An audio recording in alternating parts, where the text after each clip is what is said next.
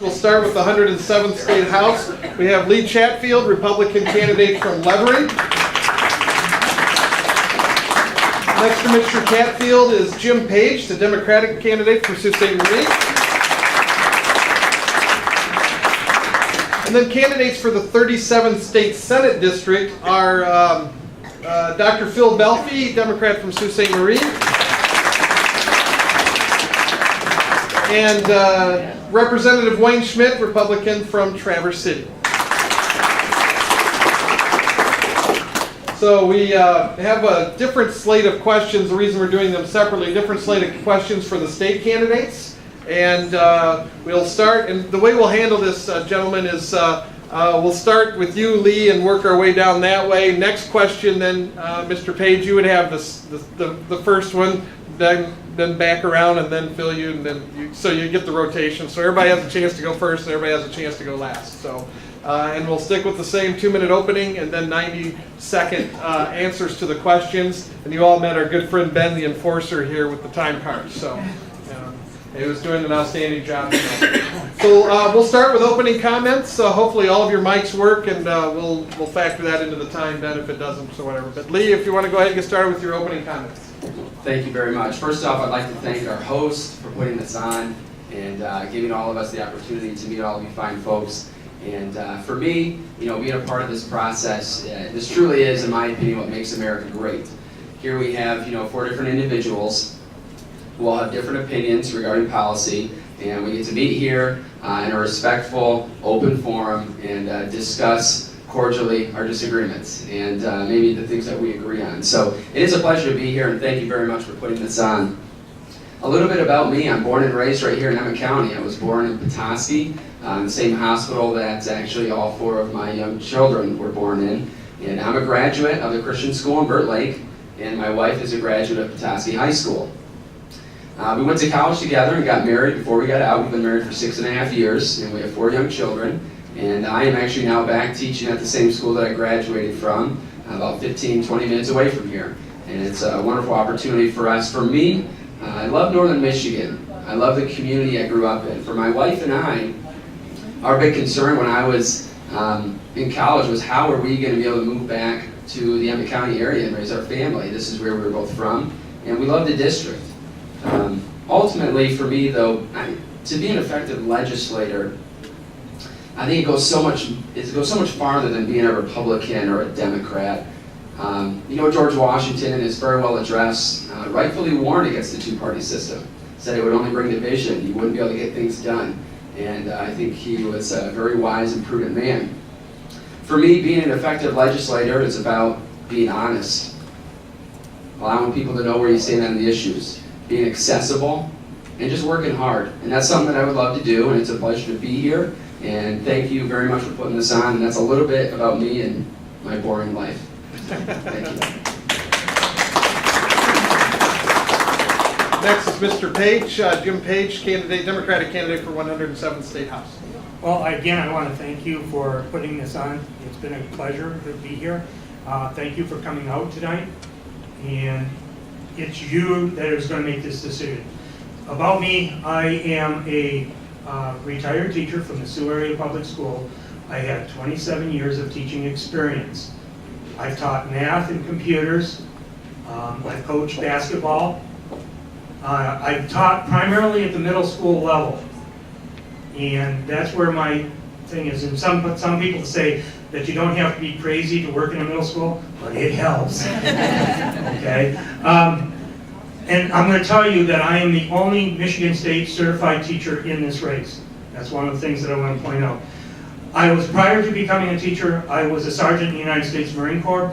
I have been stationed in Camp Pendleton, California. I've also been stationed in Headquarters Marine Corps in the Naval Annex, right next to the Pentagon. So I have a lot of experience dealing with people and dealing with government issues. Right? Now, I am also an avid sportsman. I've hunted and fished all my life, since I was a young boy all the way to now. I've had that experience and done that. The reason that I'm running for state representative right now is because I've looked at Michigan And I think we're going in the wrong direction a lot of times.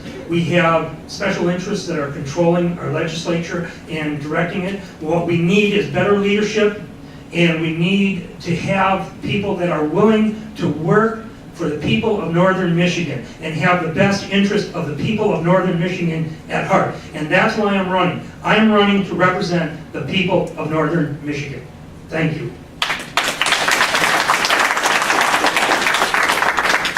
Now we move to the state senate race. Phil Bellfy is here, Democratic candidate from Sault Ste. Marie.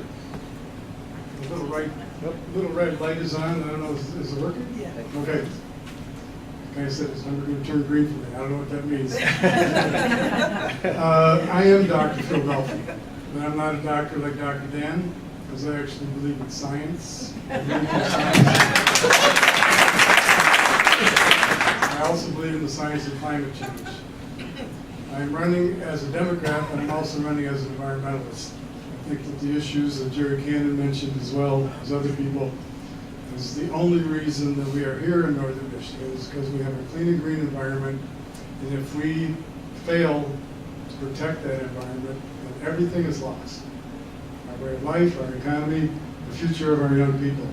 So our economy is very important, but also it is based on our environment. I grew up in Livonia, but I went up to Sault Ste. Marie with my GI Bill in 1970, and I liked it so much when I graduated from Lake State that I bought a place, and I still have that place, even though I'm a retired college professor from Michigan State University. The reason I got into this race, quite frankly, is I've been involved in social justice, environmental, and equality issues for over 40 years. And what I see happening in Lansing is a reversal of everything that I and millions of other Michiganders worked so hard to protect. And I am not going to allow that to happen. Thank you.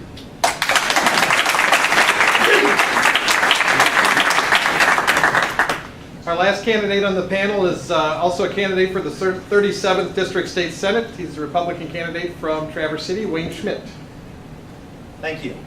And I'd like to thank the Chamber, the Petoskey News Review, the Human Resources Petoskey chapter, and of course, North Central Michigan College for hosting this forum this evening, and for all of you being here.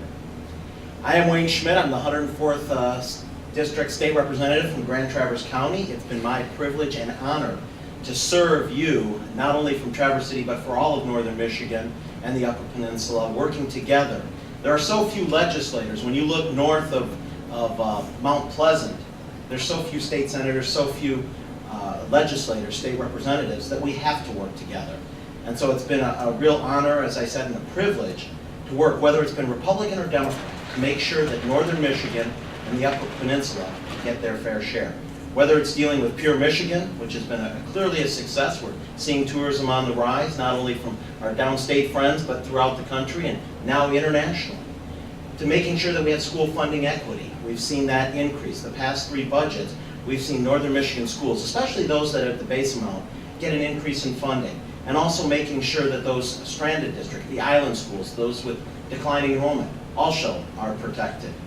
And making sure also that our economy begins to grow. We've seen an increase finally in population. We're no longer losing people, but finally attracting young people back to the state, whether it's downtown Detroit or up here in Traverse City, Petoskey, and even up into the Upper Peninsula.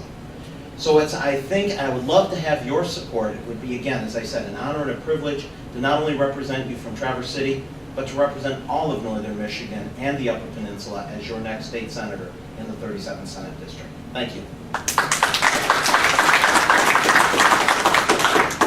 All right, now we'll move into the questions. Again, this time we get 90 seconds, and Mr. Page will go first this time, and we'll move on down. So, and Bill, you have the first question, please. As you've been talking to constituents during your campaign, what do you see as the most important issue facing voters in Northern Michigan? The issue that I heard most from the constituents has been educational funding. Every time that I go out and talk to somebody, they're concerned about what I'm going to call the yo-yo funding of education, where we have a certain level and then we cut it and then we raise it up and then we cut it and then we raise it up. We can't run our public school systems that way. We have to establish a funding base that is consistent so schools can work in the future and know what they're going to have next year for the benefit of our students. That is a major concern that I've heard several times. The other thing that I've heard and I've talked to people about is having vocational education valued in our schools, in our local communities, in our colleges. We need to have that in there. We need to support that. That is a benefit for our economic situation, and if we provide skilled labor jobs out there that are good paying jobs for the people, it's going to improve our economy.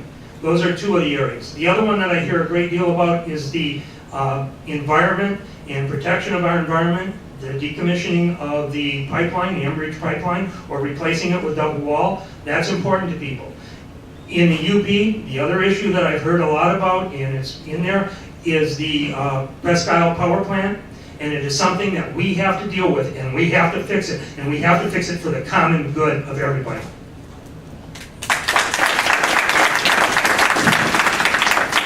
Bill? Well, like Jerry Cannon said, it's a huge, huge question to be answered in 90 seconds. But as I go around the district, one of the issues, of course, is the environment. And number one in people's mind in that area is the Enbridge pipeline. And Jim Page and I both announced on the day that we announced our candidacy our double wall or not at all campaign. And we've been working very hard in that direction. So the environment is certainly very important, and obviously it is tied directly into jobs, as I just mentioned before. But another thing that people are concerned about is the partisanship in Lansing. And it's not the kind of thing that we should be expecting of our elected officials. I don't think anybody in this room, you don't have to raise your hand or whatever, but did anybody in this room elect your state rep or your state senator because they were going to go down and give you a pension tax? Did you think they were going to go down there and cut classroom funding? Did you think they were going to give wealthy corporations $1.8 billion tax break? Is that what you sent them down there for? I've talked to people on the left, on the right, in the middle, and nobody likes what's going on in Lansing today.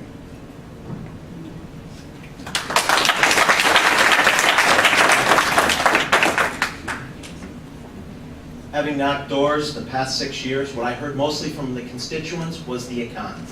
Making sure that not only did they have a job, and we've seen the unemployment rate in Michigan drop from a high of roughly 15.2% now down to 7.4%. So that's the first thing. But they also said, what about my children and grandchildren? Being the father of a 10 and 11-year-old, I think about the future of what my kids are going to do. Are they going to be living here?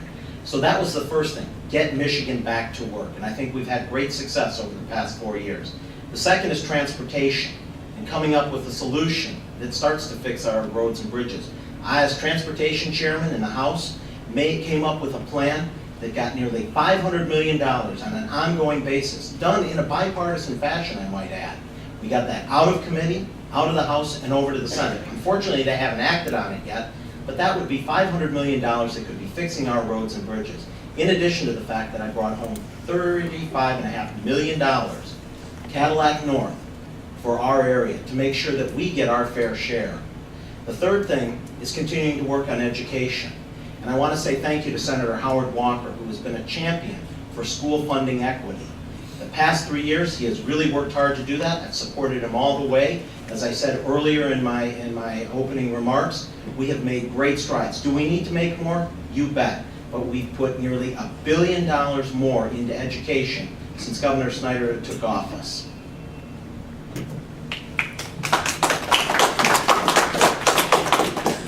Actually, what's kind of funny, to tell you the truth, hands down, the question I've been asked the most when I've been at people's doors is, how old are you? And that is the absolute truth. You know, I actually had one person, this was about 2 weeks before the primary vote, I left my card at their door.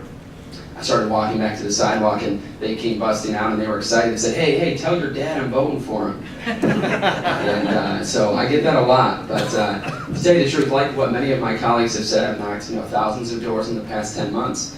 And quite frankly, I think the biggest comment that I get is not even regarding a specific issue. I think most people are disillusioned with the political process here in our state and in America. And they have the question for me, can you work with people? Can you work with people? We just want our economy to thrive. We just want better roads, or we just want better education. But it all comes down to being able to work with people. If you had to pinpoint me, what I was asked about the most would probably be education. That's probably largely in part due to the many commercials that our TVs are being flooded with recently. You know, with all these commercials, it was cut, no, it was added. So people have questions about that. How can we, like my opponent said, have vocational training? That's an important one to our parents and our grandparents. How can we get our kids back here with jobs, raising a family here? The Prescott Power Plant is also a big issue, and that needs to be addressed. But really, I think people are just wanting people to work with one another for the common good of our district. Thank you, gentlemen. I didn't mention this, but if you're one of the later candidates in the rotation, you want the question repeated, by all means, we're happy to do that for you. Michael, you have a question too. Experts say the state needs to dedicate as much as $1.5 billion to maintain its road and bridges. My first question is, do you agree? And if so, what is your plan to generate that money? And Phil, your first time. Well, I've been saying this for many, many months on the campaign trail. There's absolutely no lack of revenue in Lansing. It's simply a problem of priorities. You mentioned the 1.5 billion. 1.8 billion went out the door in a big tax cut for people that didn't deserve it and didn't need it. So that would be a way to fund our roads. I am absolutely opposed to raising our personal taxes, whether it's gasoline taxes or license fees or title fees, to fix our roads. Like I said, we got plenty of money, and if we need to reimpose that business tax, then I'm all for it.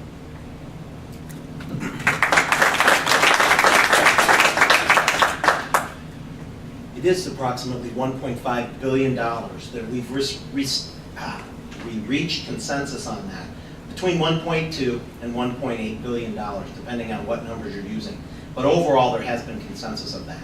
And as I mentioned earlier, on the House plan put together by myself, Speaker Bolger, and my colleagues, Marilyn Lane from Macomb County, we dedicated nearly $500 million without raising taxes through reforms, warranty work, addressing the oversized, overweight truck issue, both in terms of fines and permit fees, and also dealing with the issue of diesel parity, making sure that trucks, again, are paying their fair share. And that's nearly $500 million in addition to the $1 billion that we've been putting into transportation funding, in addition to general fund, making that a priority, using general fund dollars to make sure that we have our drawdown of our federal match, to make sure that the federal gasoline taxes you pay that go to Washington, we get back on average somewhere around 94 cents per dollar, making sure we get those dollars back. And so we did that all together in a package. It begins to address the issue. I think as you become more comfortable and you see the results, as I said, the more transparency we have, the more warranties we have, that as you, the motoring public, as the voters, the taxpayers, see what's happening with your dollars, then we can begin to address the next bite of the apple.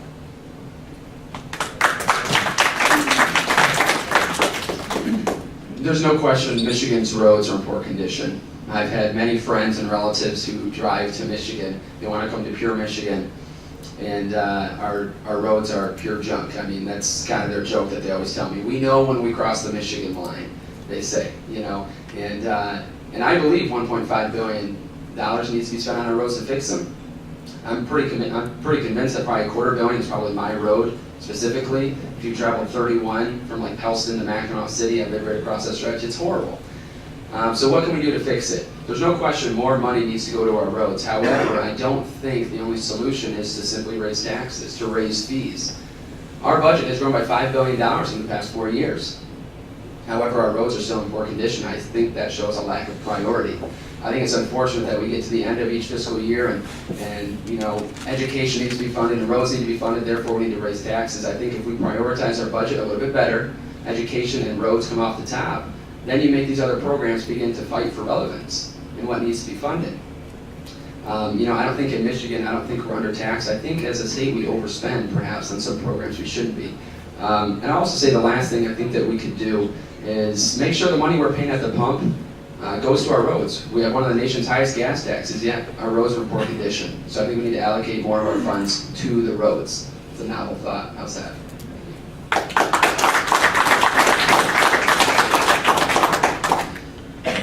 Yes, our roads are classified as some of the worst roads in our nation, and they do need to be fixed.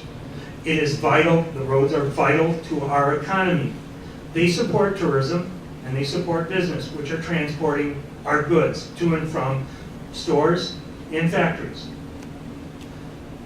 We need to look at the budget. I agree with everybody that's in here that has said we need to look at the budget, we need to prioritize the instances in there, and make sure that our priorities are set to where we fix the roads, we fix the bridges, and we do all that.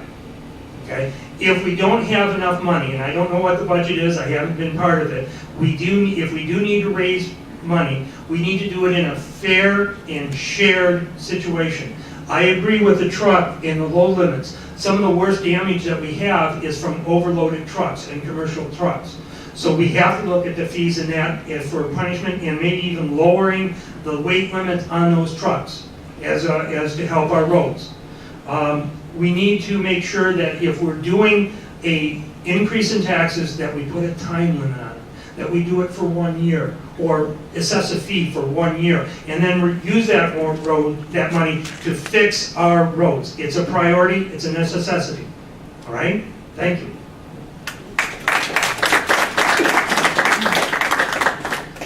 All right, Dwayne, you'll go first on this one, and the question will be asked by Jeremy. Legislation has been introduced to amend the Elliott-Larsen Civil Rights Act, which is Michigan's anti-discrimination law, to prohibit employment and housing discrimination based on a person's sexual orientation or gender identity. If you are elected, how would you vote on this bill? That current piece of legislation has been introduced by 2 Democrats from the Washtenaw County area. I think, though, that before we address that, religious freedoms are paramount. We must address that to make sure that anything that we pass in a legislative fashion, that people's rights are taken into account, their religious freedoms are protected. It's a very difficult one. It's sad that we have to look at legislation, or that it's even introduced because of that type of discrimination. But without looking at the religious freedoms aspect and any legislation that corresponds with it, I'd have to probably vote no.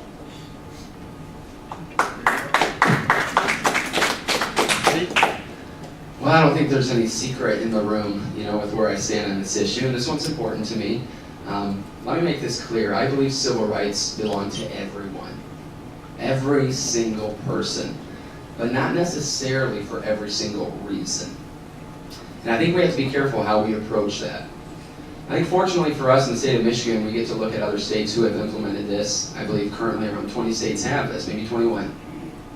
And in some of these states, we're seeing certain pastors being threatened with prison time for refusal to administer a same-sex wedding. We're seeing business owners being fined because they refuse to support a lifestyle they believe is immoral. And I think it's important, like was mentioned, that we protect religious freedoms. Now, I'll say this. If there's a school or a church that wishes to hire a homosexual, I think they have every right to do that, and I'll protect their right to do that. But I believe that if there was a school or a church that decided they'd rather not because it goes against the convictions that they're founded upon, I think they also should have the right to do that. So I think there are many unintended consequences when a bill like this is passed, and I think we need to be careful. I think we can look at other states that have passed it and learn from them. So again, I believe every single person should be treated with respect, and I think we can look at other states that have implemented it and learn from them. Thank you.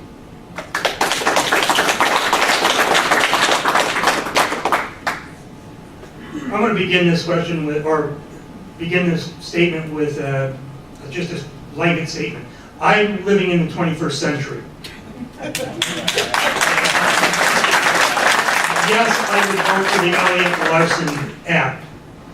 Civil rights belong to all people in the state of Michigan, regardless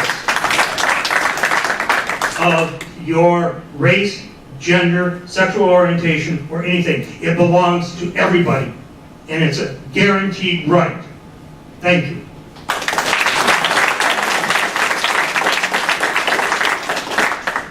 Well, I've been criticized, I guess, from some circles because they say, well, Phil, you really want to repeal the LA License Act? And I say, no, no, no. I want to change the LA License Act to say one thing. No person who's a citizen of the state of Michigan should be discriminated against for any reason whatsoever, period. I would like to address the concept of religious freedom as well. I am 100% opposed to the implementation of Sharia law in Michigan. The state will meet its self-imposed alternative energy standard by next year. And Governor Rick Snyder has said a new discussion will take place to set energy policy for the future. What role should the legislature play in developing clean energy sources in Michigan? Yeah, it's a great question. I believe, my facts can be checked on this, but I'm pretty confident that in 2008, Michigan they mandated that 10% of our energy be renewable energy. And naturally, like any person, since I am concerned about the next generation, I'm concerned about the environment my children are going to grow up in, I'm as concerned as anyone about our environment. I would not label myself an environmentalist, but the question is, what role should the state play in it? And you kind of get into a philosophical issue with this. Ultimately, the bottom line, I don't think the government has the solution for everything. I don't think because I'm an elected official, I therefore am now an enlightened being where I know better than you.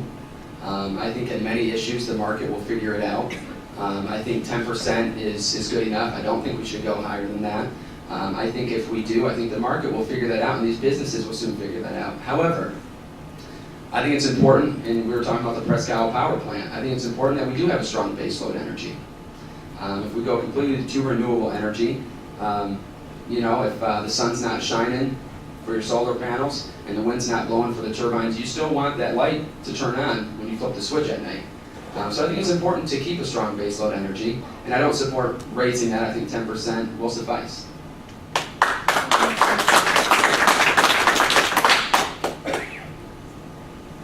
Well, my position on energy is we need to switch to as much renewable energy as we possibly can. This is to protect our future, plain and simple. I don't want to ever become an endangered species on this planet, to tell you the truth. And if we continue to use the energy like we're using it, we are going to do that. We need to diversify as much as we can, as quickly as we can, for the benefit of everybody. We need to switch over and get away from coal, maybe even start into the natural gas, which is a Michigan product, not from other states. We need to make our solar energy available, and there are solar panels today that work on cloudy conditions. They don't shut off when the clouds come in. They do work. I know that we can we're surrounded by water. Why can't we infer more water power? That's there. It's there. We can make it work. It's sustainable. And even with wind power, if you have them working on wind power, you can store the energy so that if the wind comes on, it does work. It can be done. So I'm in favor of increasing it and making sure that it is working for our future. Thank you. I was part of a group of people down at Michigan State University that was interviewed for our ideas and what are they going to do about that coal-fired plant down there. And my argument was Michigan State University is a very highly educated group of people, obviously. And I suggested it may not happen overnight, but why not transform Michigan State University into an off-the-grid establishment? It can be done.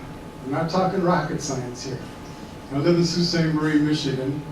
Across the river in Sault Ste. Marie, Ontario, they have labeled themselves as the alternative energy capital of North America.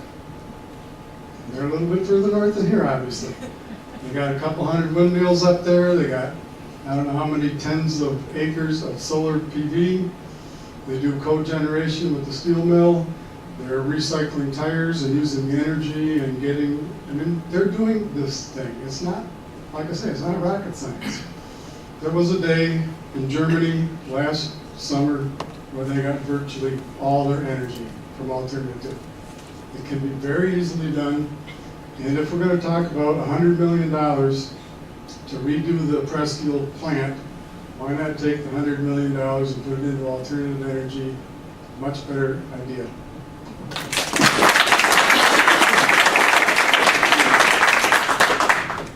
I did support Public Act 295, the renewable portfolio standard that set the goal of 10% by 2015. I think it spurred a lot of research and development, both here in the state of Michigan and throughout the country. I personally believe in much more energy use optimization and conservation and offering incentives for that. So whether you're looking at installing new lighting systems, heating and cooling systems, I think that allows a little bit more flexibility for the private sector and for you as the customer, the consumer, to decide what's best for you.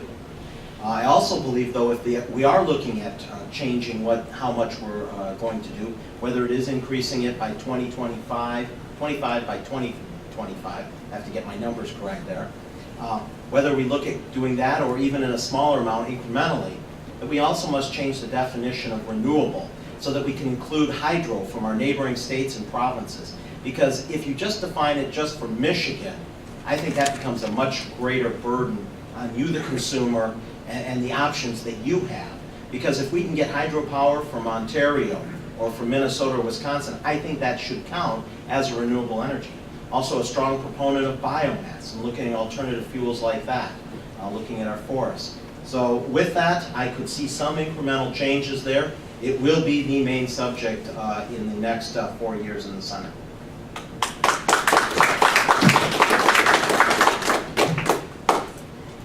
And I lost track. All right, we're ready on number 5, and Jim will be the first one. Thanks, Lee. Somebody's keeping track.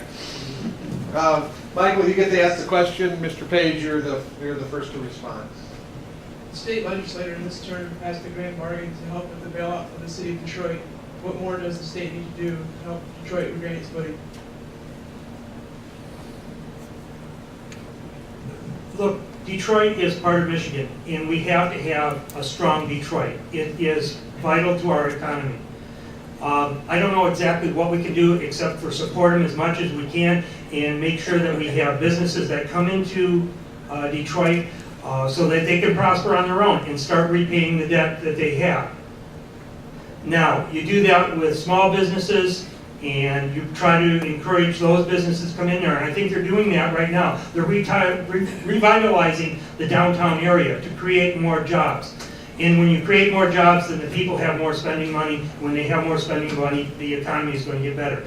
So yes, we need to do more for Detroit, or as much as we can, to make sure that Detroit is strong. It's vital to Michigan. It will help us all overall. What specifically I have to defer to as many people as we can to bring business into it and to bring the city of Detroit in with it, and we have to talk down there and figure out what's best for them. To be specific about Detroit, I'm not really into what we can do at this time, but my focus is on northern Michigan, but we do need to help Detroit.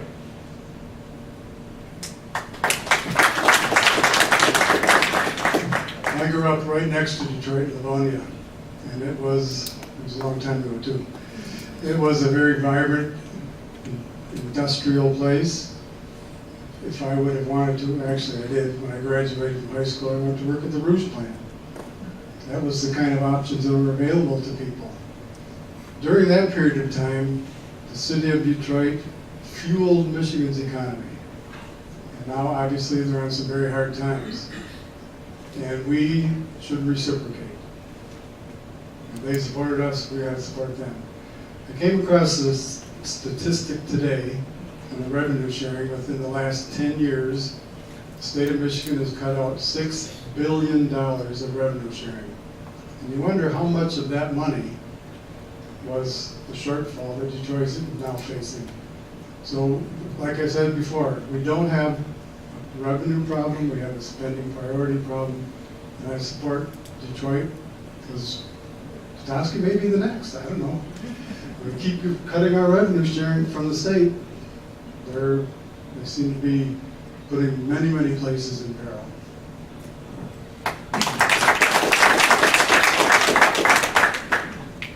There are a number of things that we can do here in northern Michigan and as Michiganders as a whole to help Detroit, southeastern Michigan. First thing, very proud to have supported the Pure Michigan Public Act number 3 that Governor Snyder signed.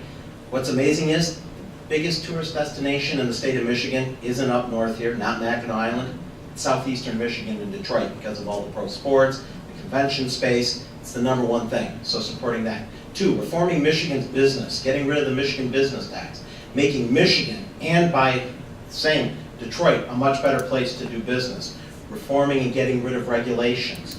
But specifically for the city itself, looking at the legislation, making sure that the transportation network is sound, whether you're looking at a new bridge to the Windsor, whether you're looking at a new rail tunnel, making sure that Detroit can be a logistical hub, including its airports, whether it's Metro, City Airport, or the ones in Oakland County. We don't need that freight just going on to Toledo or Northwest Indiana, Chicago. 2, working on making sure that those people, we're seeing young people moving back to Detroit, having a vibrant and I don't want to say accessible, but accessible would be one of it, but an on-time public transit system, in the end, one rail. Been very supportive of that. And making sure that the downtown, the DDAs, the TIFs are working and making sure that the investment remains in the central business, because as you have a strong downtown, and we've seen that success here in Petoskey, Traverse City, and in the Sioux, you see the neighborhoods go along with it.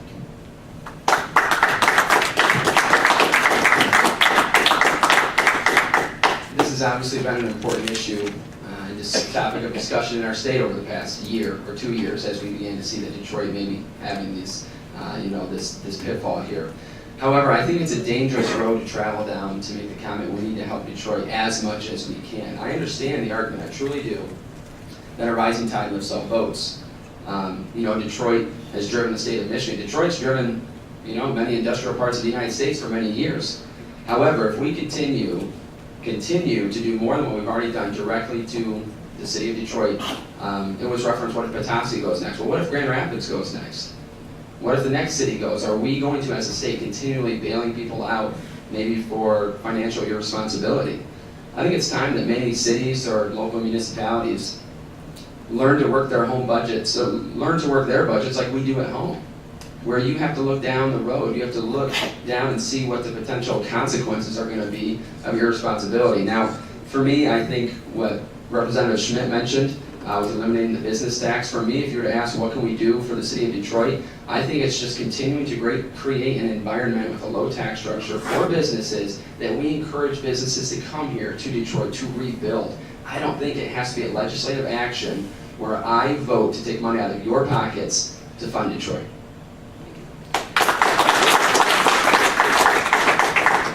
All right, question number 6, and Phil, you'll be first on this one, and Jeremy, you get to ask the question. Politicians speak regularly about job creation and getting Michiganders back to work. How do we do that? Well, based on that statistic I just told you about, the $6 billion that's been cut from revenue sharing, that resulted in the loss of 17% of all the public service jobs in Michigan. Those are your neighbors, your relatives, your friends. The state of Michigan has a priority problem with spending. I've been going around the district saying our number one priority as far as jobs is to keep the ones we got. And we can't do that if we see our school funding being cut. And of course the Republicans are going to say no, it hasn't been cut, but the classroom funding in my district, $45 million since Snyder took place. Comes out of our budgets and our economy. Those are jobs that are lost. The revenue sharing, jobs that are lost. Here in this college, in Lake State, and Northern Michigan College in Traverse City, they have seen their funding cut. Those are jobs, those are our neighbors. When we see the pension tax, that's job cutting. Those people, retired people like myself, they don't have the money to go and spend and support our economy. So we got to keep our jobs, which means we got to keep our public structure in place.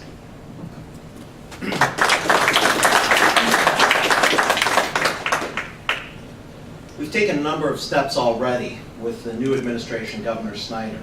First thing was getting rid of the Michigan business tax. That tax was a burden, it was double taxation. Your friends and neighbors that are subchapter S's, LLCs, those small business people that live next door to you, they might be family members, that was a double taxation on them. We simplified the tax code with the corporate income tax of 6%, making it simpler, getting rid of loopholes here in Michigan and making those corporations pay their fair share. We did a lot of other things though, and as chairman of the Commerce Committee my first 2 years before I became chairman of Transportation, we worked to reform workmen's compensation, the unemployment insurance. We got rid of a $3.1 billion debt to the federal government that included continuing interest and fees and penalties that you, business owners, or the people that you work for or family members, had to pay. And then we continued to get rid of regulation.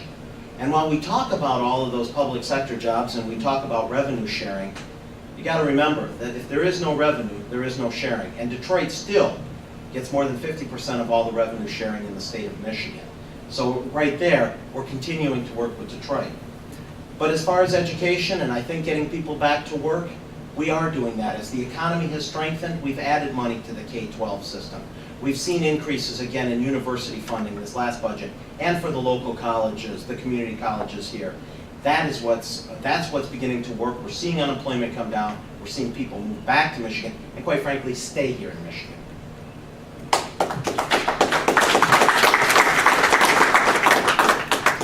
See if I can do this in 90 seconds here. Since we have high schoolers here, I'll give a high school example. I remember for me, when I was in high school and my wife now and I first started dating, I remember every single time, my brother would call me a girl because every time before I would leave the house, I was really concerned about how I looked. And I had to wear the right thing and my hair had to be the right way. Why? Because I wanted to make myself attractive. And I wanted her to like me. I wanted her to stay attracted to me. Say, where are you going with this? Well, I think as a state, we need to make ourselves attractive to potential job owners, so people who own businesses. Why? Because as those businesses, if they see Michigan as attractive with a low tax structure, what we did with eliminating the business tax, if we make ourselves attractive as a state and we bring those businesses in here, we bring entrepreneurs in here, jobs will follow. We will have opportunities for our kids and our grandkids to stay here in northern Michigan where they grew up. Why? Because we are cutting the red tape. Now, in the 8 years leading up to Snyder, Michigan lost over 900,000 private sector jobs. In the last 4 years, we've gained 270,000 jobs. It was referenced earlier that Michigan's unemployment rate has gone from 15% unemployment 4 years ago to now 7%. We're going the right direction. We have to continue to make Michigan a welcoming place for businesses, and I think that's what will bring jobs. I don't think the government has the answer. We just simply foster the environment that businesses can thrive in.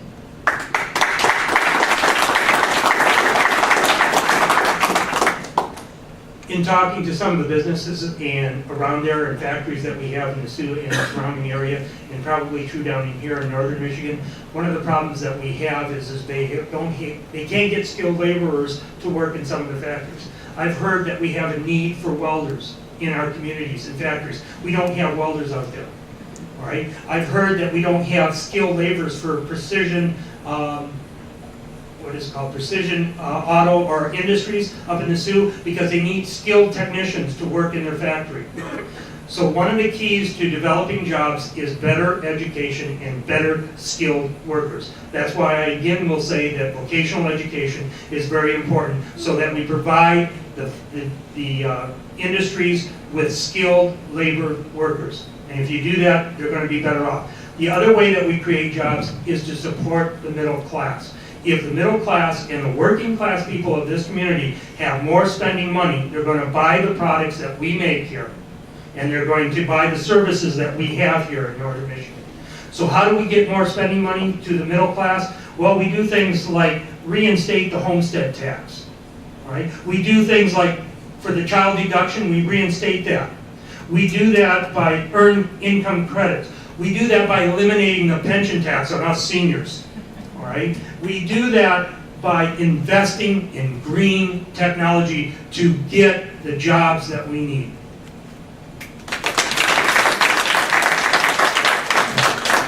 All All right, thank you, gentlemen. Wayne, you'll be first on the next question, and Mr. Huber over here, you get the answer. We're on to question number 7, I believe.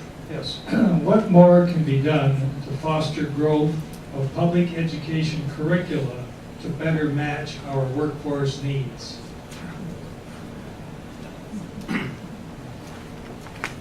Well, I think we've seen the emphasis being put on vocational education, and of course you have the Fab Lab up north here. It's, being a Traverse City boy, we're kind of jealous of what you're doing up north here. That's been a tremendous success.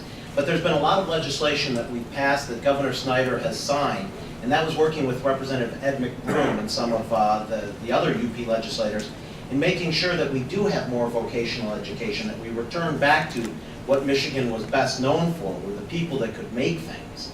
And so we've passed a significant number of bills putting vocational education back into the high schools, working with our community colleges. We're very fortunate to have North Central Michigan College, Northwestern Michigan College to do that. That their training, that the certification programs.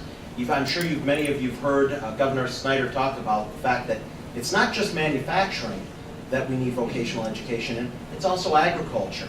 Because anytime that you're running, as he says, one of those combines, those harvesters, those are $250,000, $500,000. I've seen the logging operations now. That equipment is not what it used to be, and the certifications and the technical knowledge that you need is much more demanding. And so I want to say that that's why we continue to fund and are increasing funding for our community colleges, where you can get that kind of certification and continue on from high school and get a good job.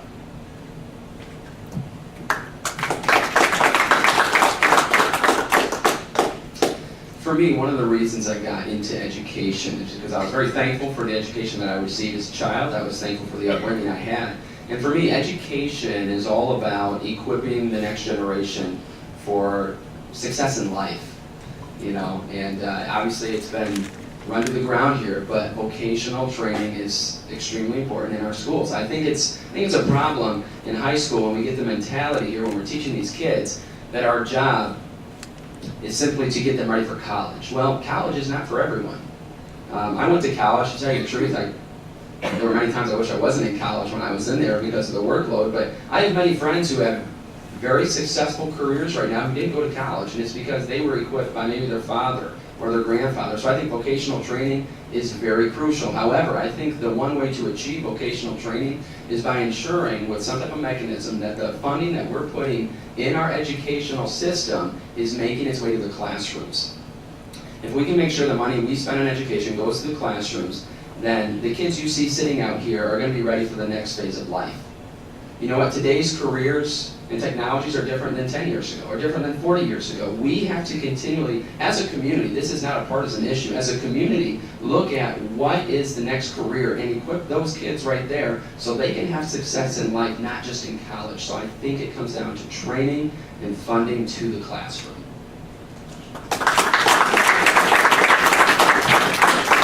Can I have you repeat the question so that I make sure that I answer the question that's there? Sure. Yes. What more can be done to foster growth of public education curricula to better match our workforce needs? Okay, it comes down to funding. We have to have the funding for our educational system to provide a diverse education, whether it's going to college and making sure that they're prepared for college or career education. I think I've made myself perfectly clear that I support vocational education, and I think that's going to help all of our industries if we have skilled laborers out there. I think I've answered this question several times, and I don't think I need to re-emphasize my own there, so that's it. Well, I had absolutely no shop classes or any of that type of thing. I went to Catholic school for 12 years. But, on the other hand, I'm probably the only person here sitting at this table that actually started my own business. I was a woodworker for about 20 years up north in the Sioux. Supported myself very well with that. It's a skill that I learned, as somebody mentioned, from my father and my grandfather. I didn't have that technical training, but I'm not opposed to technical training. I have some brother-in-laws that have made probably twice as much money per year as I was making as a college teacher. So we definitely need skilled labor. But at the same time, when I was in Michigan State, I talked to many representatives from industry, and you know what their number one concern is? They need an educated student with a well-rounded, diverse background. It's their biggest goal. And this is kind of piggybacking on the last question. What we see happening in Lansing is not necessarily what businesses are looking for. Under the Granholm administration, the business climate, this is Forbes magazine, you know what their byline is? The capitalist tool. We're 47th, 45th. Today we are 47th. Something is wrong. The business climate in Michigan needs to be improved, and when you talk to those businessmen, they say, number one, education.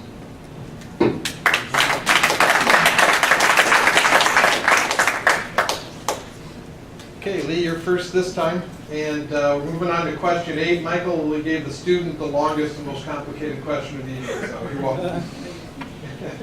The state adopted the Common Core standards for education, but has not provided funding to implement the test that accompanies the program, choosing instead to stay with a student assessment exam developed at the state level. Looking forward, should the state fully implement the Common Core program and take the test that accompanies, that comes along with it, repeal its adoption of the standards, or make no changes in regards to the policy? Right, fundamentally for me, education's a big issue for me. I can tell you this, if I'm elected, any policy that comes across my desk regarding education, one of the main questions I'm going to ask myself is this: will this policy put more power of standards and curriculum in the hands of our parents, local school districts, and superintendents, or less power? I think Common Core takes power of standards away. Now, however, I'm definitely in favor of high standards for our children. Definitely, but a big question for me is who's setting those standards? I think under the constitutional limits, really as we were established, 1789 when our Constitution was ratified, there's no power given to the federal government to have any control whatsoever in Common Core, in our educational standards. I view Common Core, here's what they are: they're nationalized standards. However, I think what those nationalized standards will do is they will encourage a nationalized curriculum. Bottom line is, I think Michigan parents and Michigan school districts know best how to educate Michigan kids. What works in Cedarville, Michigan may not work in Los Angeles. I oppose efforts to get all these kids on the same level. Perhaps we want to push our kids more than what the Common Core standards are. I think we should have that power. I support high standards for our kids, but those standards being set within our own state. Ultimately, we have control about what our children and grandchildren learn.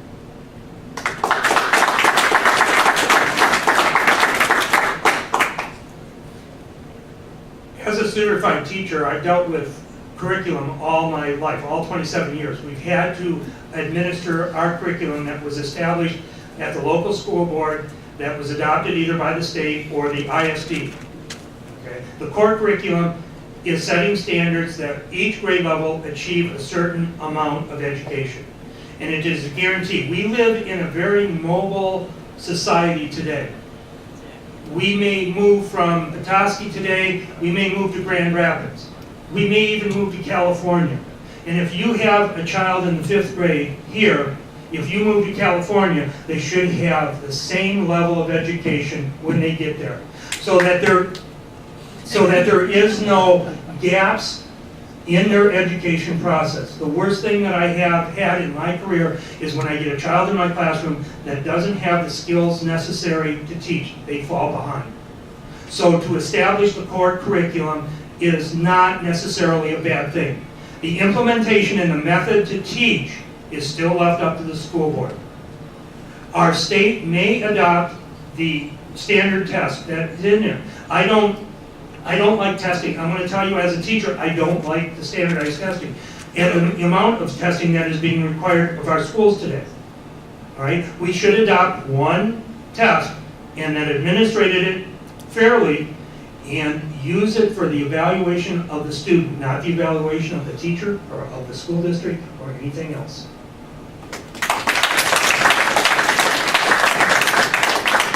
I'll try to not use up my whole 90 minutes. I am in favor, 90 seconds, I'm sorry. I am in favor of standards. we need to have standards, but we also need to have those standards established by the local systems. We don't need the bureaucrats in Washington or in Lansing, for that matter, to tell us how to achieve those standards. And as a college teacher, and Jim, of course, being a high school teacher, the last thing you want to do is teach the test. It's deadly, not only for you, but for the students as well. So we need standards.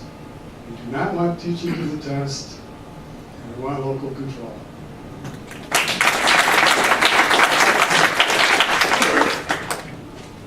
I supported House Concurrent Resolution number 11, which outlined that ultimately any testing, any curriculum should be defined by the state or by the local school districts. That is paramount. That is number one.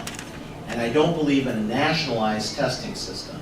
But with that, we did hear, as we passed that House Concurrent Resolution number 11, we heard from our constituents that they were concerned about this Common Core, the Smarter Balanced Assessment Test. So we put the brakes on that. We did not fund it. We have not continued to fund it.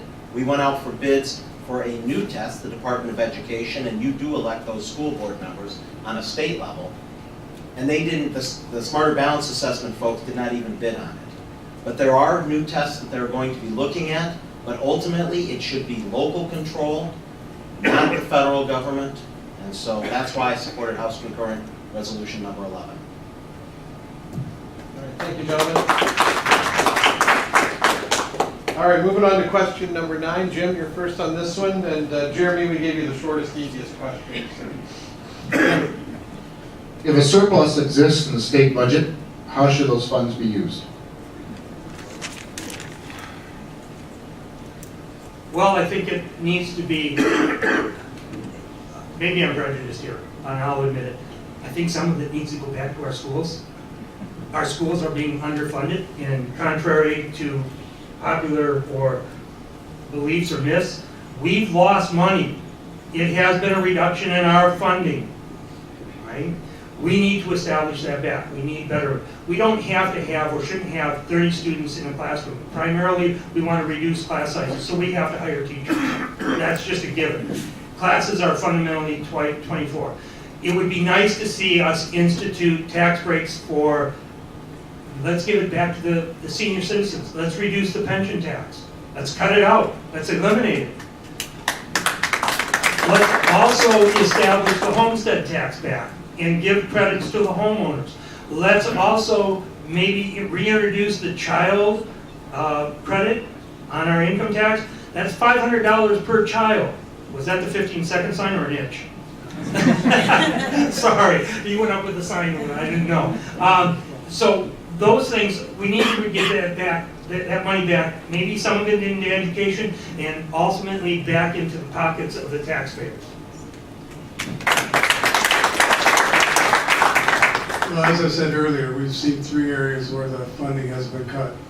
Classroom funding per student has been cut. No matter what they tell you from Lansing, it's been cut.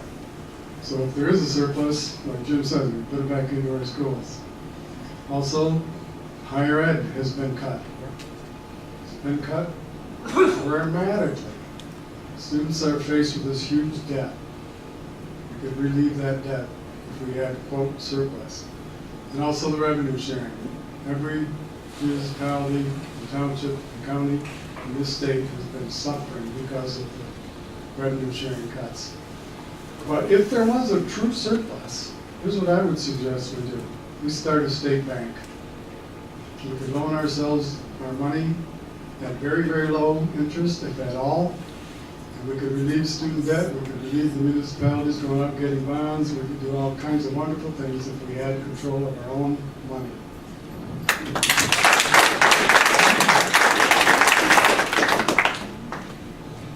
In the past 4 years, we've seen Michigan's economy turn around. We have started to see surpluses. And what we've done with that money are a couple of very good things.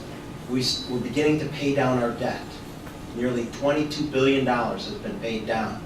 2, we've put money back into education. We've shored up the teachers' pension funds. We're starting to put money back into the classrooms. We're doing the same thing for higher education and community colleges. 3, we've used that money to make sure we put a priority on making sure we get our federal match for transportation dollars and our other infrastructure costs. 4, we've got nearly $500 million now in our rainy day fund. We have made sure, because when Governor Snyder took office, and I remember those last 2 years, my freshman term, we had $2 million in the rainy day fund. You couldn't even run state government for, they calculated approximately 31 minutes. But we've set aside money, we've paid down debt, we're putting more money into roads, as I mentioned earlier in the beginning. $35.5 million of that came to northern Michigan. We've put more money into education, and as we continue to move forward, we'll just continue to pay down that debt. That's what I would do. That's what we've done. In addition to having balanced budgets the last 3 years on time, actually ahead of schedule by the beginning of June.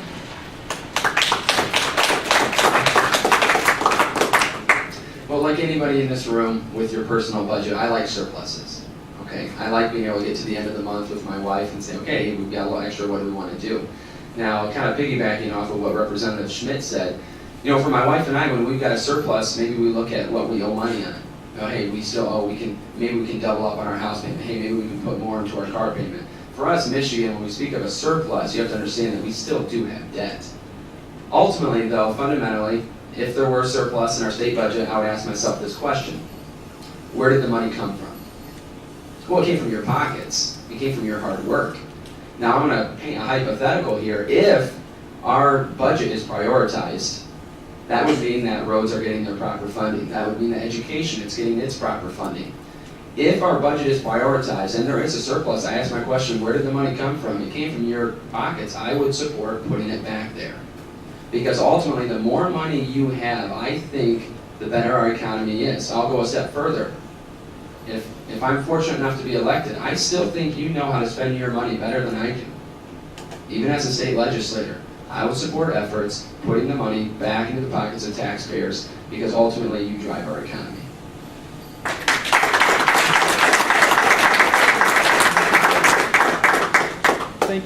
Thank you, gentlemen. If I'm following correctly, I think I turned my mic off. Phil, you've got lead off on this one.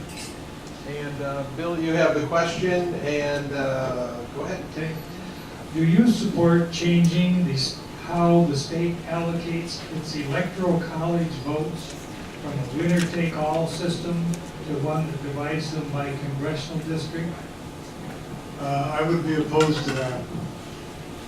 I don't know how many people in this room remember Zoltan Ferenczi. Anybody?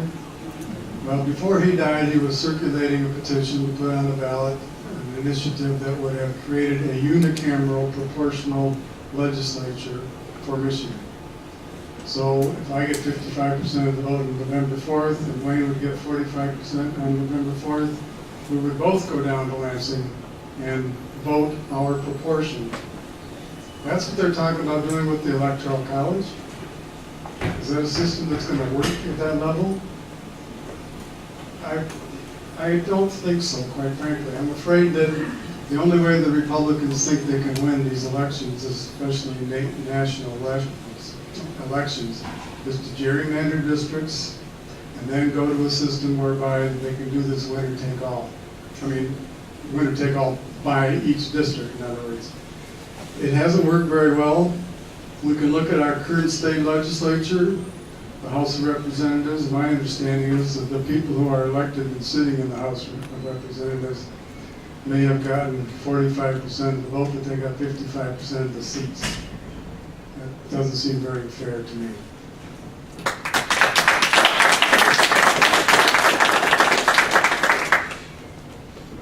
That bill has not, I don't believe, has been introduced yet. It was introduced last session, and I did not support it.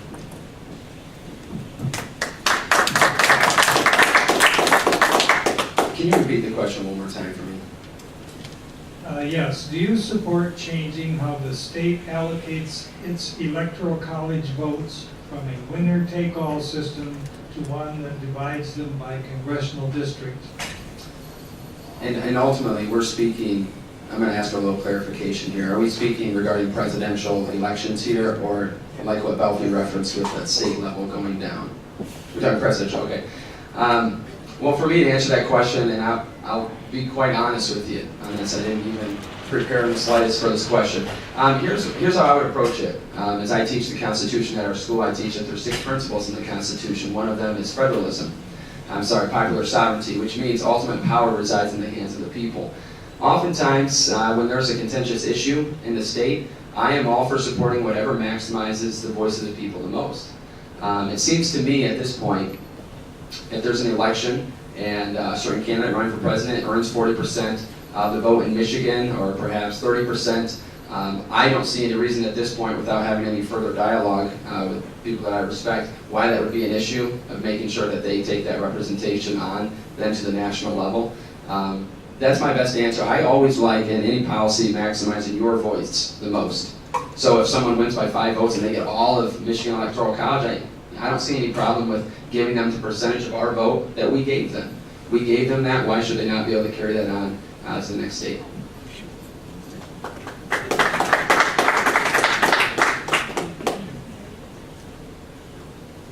I oppose the law, or the, if you're gonna do away with the electrical college or split it up in there, then do away with it all and go with popular vote for everybody.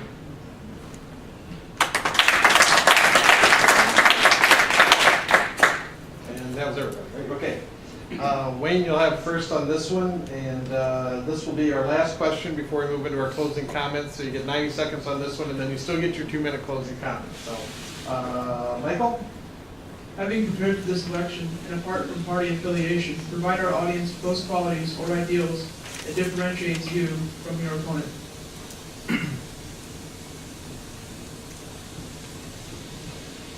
Working hard in this election, I've been, as I said earlier, had the privilege of serving you for 6 years in Grand Traverse County as a state representative.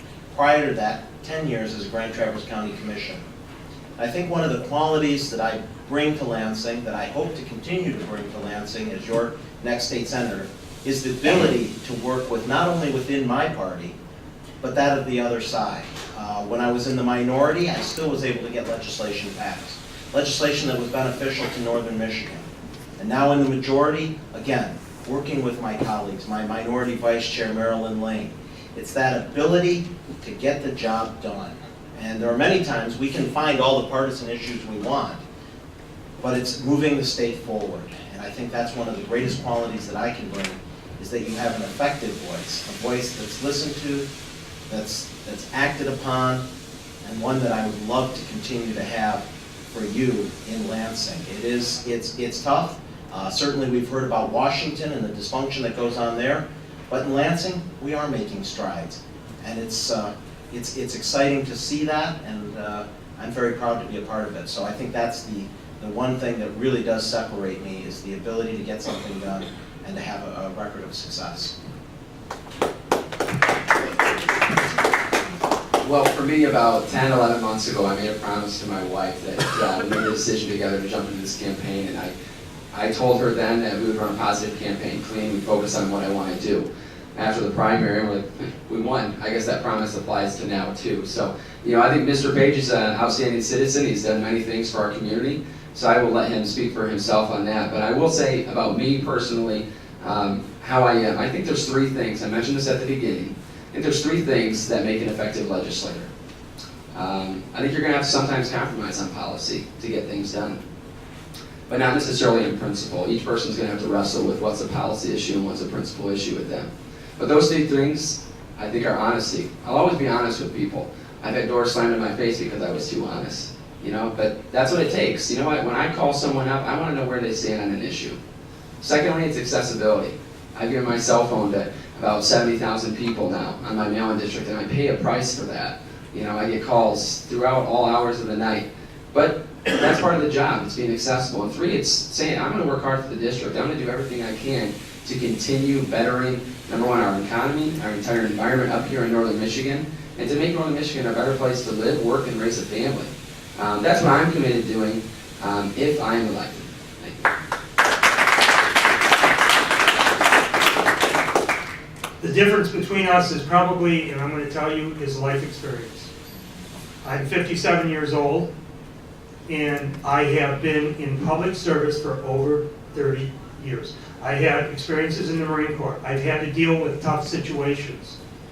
I've had to deal with personnel situations in the Marine Corps. I've had to deal with that all my life as a teacher.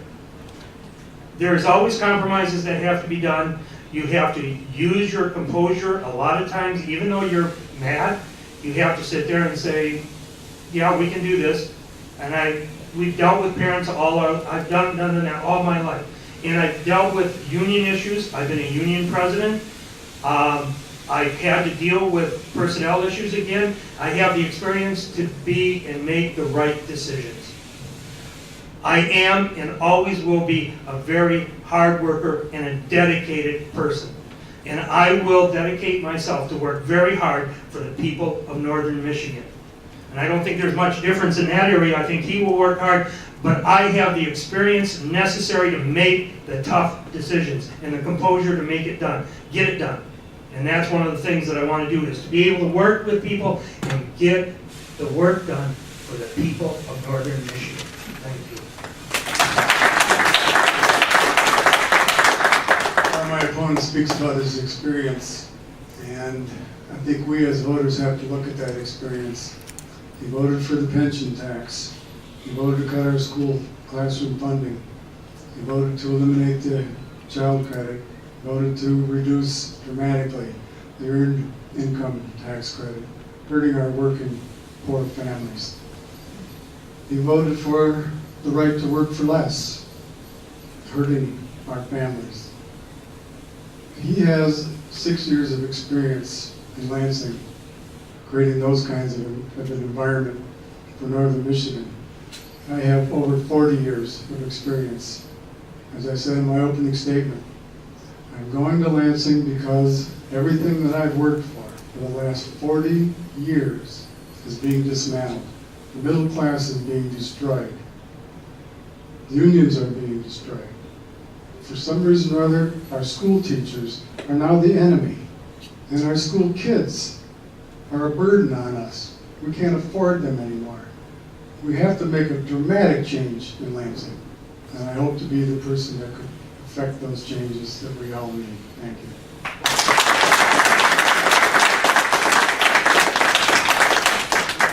All right, we'll let you finish those thoughts with closing comments. Then we're going to 2 minutes on these, so you have 2 minutes for your closing comments, and we'll start with Lee and move on down the table. Very good. Well, I made it this entire session without using any quotes for you, but I'm going to break that right now, and I'm going to give you a couple. For me, like I said at the very beginning, for my wife and I, it was a decision we made together that I should run for office, because it was important that we secure the future for our kids and grandkids. One of our late presidents is famous for having this quote. He said, "Freedom is never more than one generation away from extinction." We didn't pass it on to our children, to our bloodstream. It must be fought for, protected, and handed on for them to do the same. Or one day we will spend our sunset years telling our children and our children's children what it was once like in the United States where men were free. And the great thing about our American system is that's what each one of us are trying to do up here.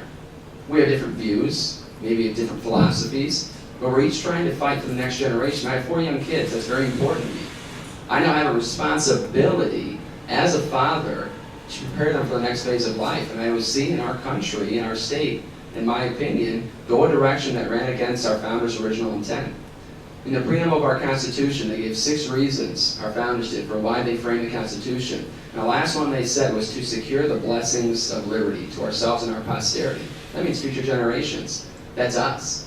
And that's what I'm trying to do, to secure not just liberty, but I think, like our founders said, our liberties are blessings. They're blessings from God, and I'm trying to secure them for my children and grandchildren. I'm young, I'm 26 years old.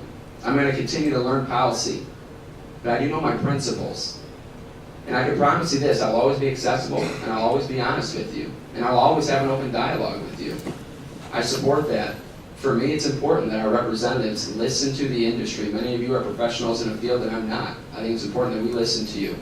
So for me, you have my cell phone number. You can call me anytime before 2 a.m. And I do ask for your vote on November 4th. Thank you.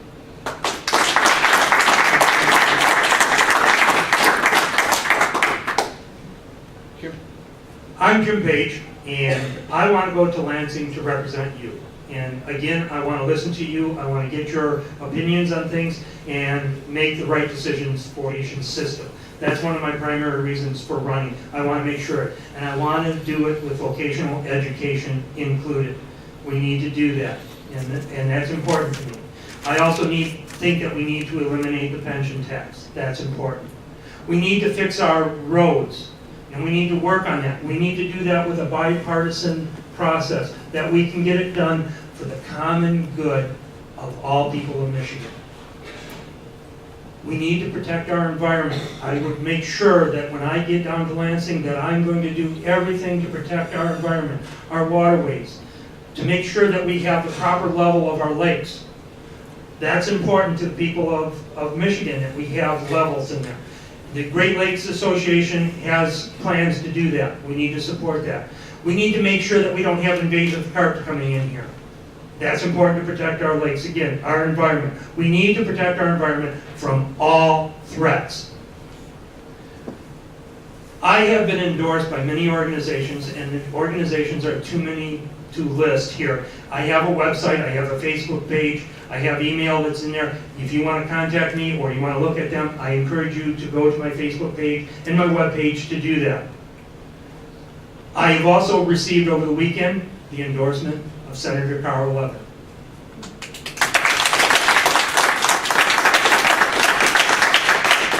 For that reason, I hope that you will support me on November 4th.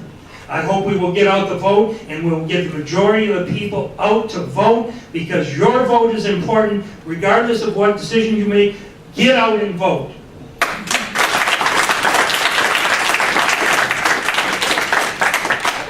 Well, we've heard a lot of talk about the future generations. I'm an American Indian, and we look at things a little bit differently perhaps than others. We don't talk about this generation or the next generation. We talk about the 7 generations. So we look at the wisdom from the last 7 generations and we apply it to today's world in order to create a world 7 generations in the future. Very difficult thing to do, of course, because the world is changing so fast. But that's the kind of perspective that I would bring to Lansing. We need to protect our environment, not only because we have to live here, but because the next 7 generations have to live here. We have to create an economy that works for everybody, not just for the 1%. I've been saying this ever since the day that I announced my campaign. I have one question that I ask myself: who benefits? And if the answer is the 99%, then I'm for it. If the answer is the 1%, I'm not for it. I might be, but chances are I'm not, because it would probably infringe on the 99%. So what we're faced with in this state, and in this country, and in this world, is very, very, very serious problems. Environment, as everybody has mentioned, is very much the #1 issue. But we also have to look at our economic system, obviously. If we continue to cut state funding, we are continuing to cut jobs. And here in northern Michigan, not only is a direct problem, because we don't have the money in our schools and our revenue sharing, etc., but it also is the problem of the future generations. And I only got 15 seconds left, so I'm going to say this. I want to give Wayne Schmidt the right to work for less on November 4th.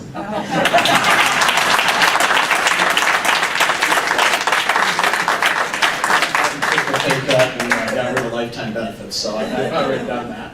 I'd just like to say thank you for all of you coming out this evening. Yes, thank you, Jim, and staying here this evening. And I know many of you, I've seen you at different events and functions throughout the 37th Senate District. So kudos to you for being here this evening and supporting and listening to us this evening. Not going to go on much more. There's still cookies and punch back there. I just would like to say thank you for the opportunity to serve you, and that I would appreciate your vote to continue moving Michigan forward, to keep making the